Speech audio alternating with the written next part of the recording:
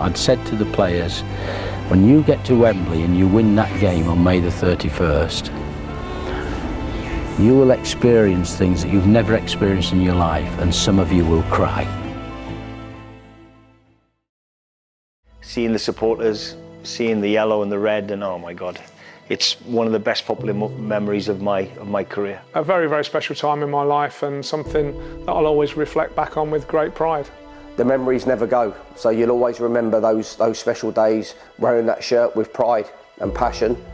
Yeah, pretty good days. When you think that you've played a part in helping to create that, there aren't words to describe how you feel.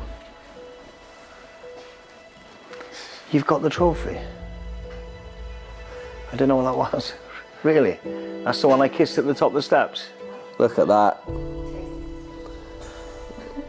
So, please feel free, before we start, to have a look, have a photo. I remember parading that around Wembley. It was a happy day, very happy day.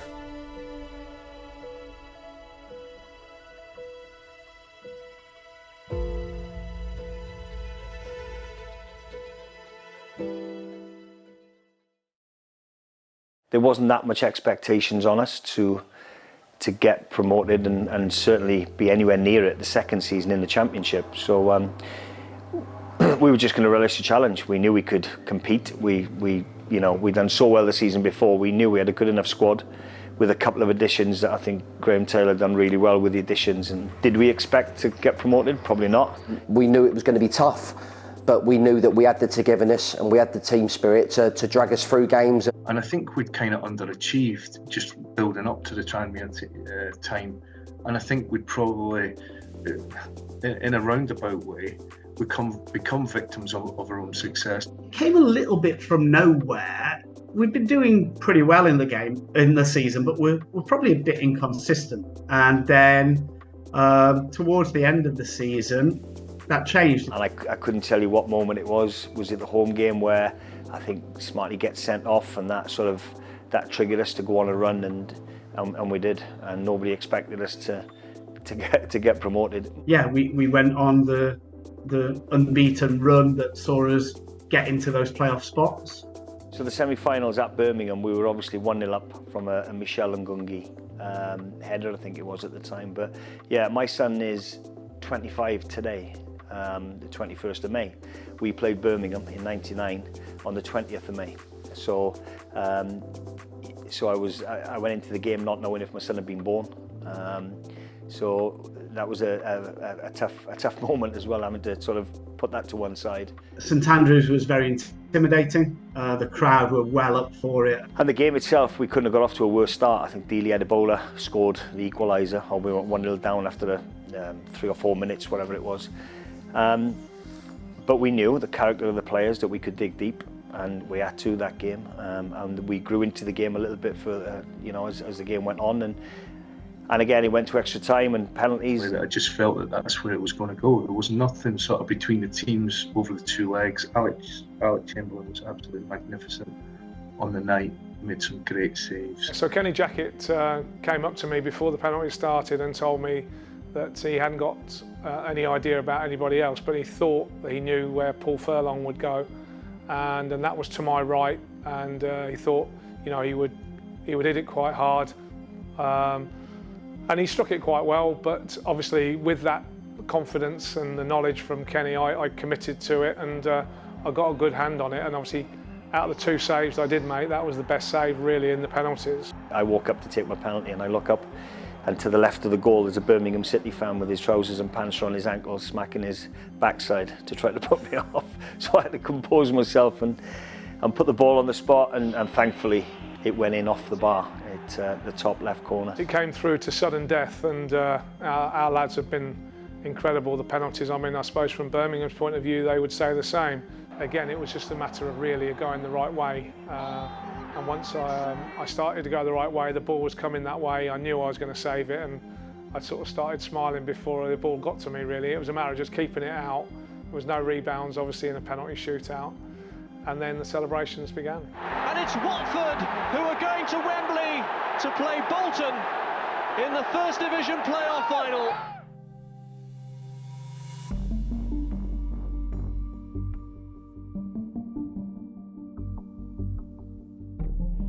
Well, I think if you see some of the family photos, it would be, it's quite obvious that I was nervous. But it was great seeing when you get near Wembley and seeing all the fans there and the colours, you know, look so great.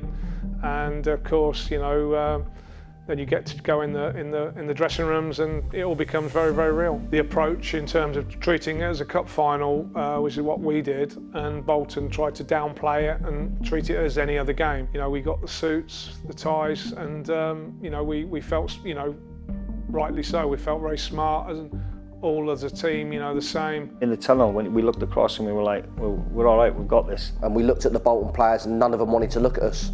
And that was the tone. The tone for us is that, yeah, we're ready to go. Are you ready? There was a steeliness. There was a confidence. We'd never say there was an arrogance. We weren't that type of squad. We were loud.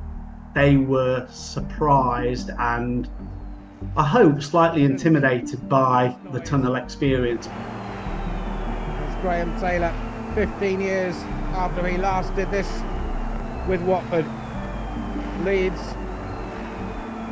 Elton John's tailor-made army out. I was behind Pagey and we were walking out, and just a very proud moment really. You know, the noise is spectacular when you come out of the tunnel. We'd fought so hard to put ourselves in that position, so again that was powerful going onto that pitch and seeing the supporters there. I think I was the first one to wave. I let the lads down. I think the commentator said, who's going to be the first one to wave? And as he says it, I go like that, I see the family. The little mascot that I had, when we walk out the tunnel, the fireworks triggered, and he grabbed my hand, he squeezed my hand, because it was quite daunting, it was quite intimidating to walk out with the fireworks going off and the noise. And then I remember seeing pictures of Nicky Wright, like looking up to the gods, as if to go, I've you know, waited all my career for this moment. And it's Watford playing from left to right. Probably the most difficult period as the defence, and me being part of that defence, was the first 25 minutes or so. Bolton had a few chances, and gradually the players settled into the game, and obviously then eventually we got on top. The big one was from another free kick which hit the wall, bounced to Ida Good-Johnson, and he managed to sort of flick it up and then volley it, and that was probably the sharpest save I had to make on the day. But Al's a top goalkeeper, and you always had faith knowing that he was going to pull off big saves. They were certainly on top in the early exchanges, and I was just desperate to try and get a kick. You want to be in the game, you want a few nice touches just to get relaxed, and I was running around without really touching the ball. We knew that you can't keep relying on those opportunities to go astray. So for us, the next time that we got the big opportunity, which was an unbelievable opportunity, like you said, we took it, and then I think our confidence grew. Richard Johnson. Paisley on the overlap. Hayes made a good run, went past a player. I made a run inside. He could have given me the ball, but he didn't. He went on the outside, crossed it, and it resulted in a corner. Andy Todd made sort of a defensive header. I found myself looking at the ball, facing away from goal. And Kennedy again with the corner. Right. Yes! How about that? In the moment, an instantaneous reaction was to try and take off and hit an overhead kick. I knew it was heading towards the goal. Nothing's going to beat that goal. For me, what a goal, and I know Wright will be reliving them moments. That's a boyhood dream, isn't it? I mean, that's just that's a dream that we've all had. I can't think of anybody in the last 20 years that's scored an overhead kick at Wembley. Still get emotional talking about it now. It was just a fantastic moment. Now is the time for the Scotsman and Allan Smart to come on. Allan Smart started it really with a real crunching tackle that would have probably definitely been given a free kick now in this day and age. I don't think either of us got too much of the ball, to be honest, and neither of us hurt each other, but we both went in fairly stiff. Still Hyde. Now for Kennedy. It was a perfect cross from Peter Kennedy. The technique on the finish was great, really. He's run onto it without breaking stride, used the outside of his foot. But we all knew at that point, I think Bolton did as well, that was game, set and match really. Yeah, I mean, it just went wild after that, and the celebrations, it all kicked off. Prior to the game, I stood up that end, stood and visualised in front of that goal. That was the end I was going to score at. People might go, yeah, all right, but that absolutely did, 100%. Where does the emotion come from? I don't know. It's probably childhood dreams, the whole 9 yards. The struggle, I think, to get there. That's what I know I was thinking about. I remember a shot happening and going well over the bar. They were clutching by the end of it. They were just, trying everything. And it went way over the bar. And I remember Chamber screaming, yeah, as the ball went over. And he jumped up with his arms in the air. So I said to the ref, I looked at the ref and I went, how long's left? And he went, when he takes this, it's done. When Page asked that question, I think it was everyone just give that big sigh, especially the back lads for the defending, because obviously we had to defend. But then, like you say, you just look at the sea of yellow, red and black, and you're like, the flags are waving. The only time then I could look around and appreciate what had happened, what we'd done. The job is done. Watford will play Premiership football. Just relief that you've done it, and then just going and jumping on all of the lads, your mates, and then sharing it with the supporters. And just as a local boy, it was unreal. I think I had to stand there for a moment and just look. And then it's not really that long before you have to sort of get together and get ready for go up the steps. Yeah, just that great walk of what you see over the years. I remember obviously watching the FA Cup final, Watford against Everton, walking up them stairs. Yeah, the view from the top of the Wembley steps was immense, very, very special.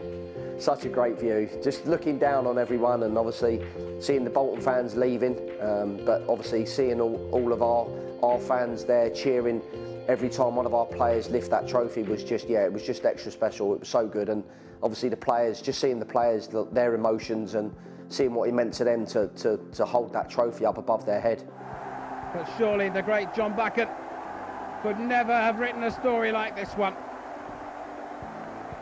And the cup is in the hands of Robert Page, Alec Chamberlain. They all get their medals as well. Just the joy, the release of all that pressure from the build-up to the game, knowing that you'd done it, we'd got promotion, seeing the supporters, seeing the yellow and the red, and oh my God, it's one of the best footballing memories of my career, absolutely, without doubt. You lose track of time of where that's all gone, but the memories never go. So you'll always remember those special days, those times of playing as a player, representing Watford, wearing that shirt with pride and passion. Yeah, pretty good days. Oh.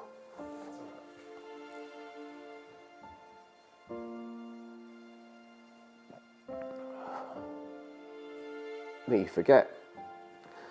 You do forget. Growing up as a boy. These celebrations bring back the emotions, the great times that you had at the football club. Fans remember it, ex-players remember it. I'm sure our group chat will be bouncing when it goes off, because we're still all in contact with each other, and you don't see that very often in football now. So yeah, these moments are very special, and it's nice to celebrate with them still. I remember the open top bus parade around the town as well, which again was incredible to see our supporters there, to go through that experience. That's why we're in the game. That's why you want to play football, for moments like that. I think it was a really nice warm night actually, which made it quite pleasant to be on top of an open top bus. I mean, the turnout was incredible. The whole of Watford seemed to be there. There were a number of people, sort of 4 or 5 deep, lining the streets, which I just wasn't expecting. It showed how much it meant to the town. He's one of the best managers, without doubt, that I've worked with, and I see myself now doing things that GT did with Wales. There was a togetherness there, and Graham instilled that throughout, even in the community. The players, we'd go and meet the fans in local pubs, because that's what Graham did. He wanted us to go for walks around like local parks. We'd end up in random pubs, and Graham would walk in, and he'd know everyone. He made Watford such a family club, you know, both with the involvement of the community, all the work we did in the outside, in the schools and with the trust. And he'd say, right, I need 5 volunteers to drive, so we'd all volunteer. The rest of you get in the cars and you'd follow him, and he'd go around the Harlequin Centre about 3 or 4 times, and then we'd be off to his house, and we'd end up parked outside his house, and his wife Rita would have been there. She'd made sandwiches, cakes, cups of tea, and we sat in his lounge watching the game back, and he'd be talking to you about what we did well, what we didn't do so well. Streets ahead, absolutely streets ahead. His man management was key, how to big people up, how to build them up ready for the next game.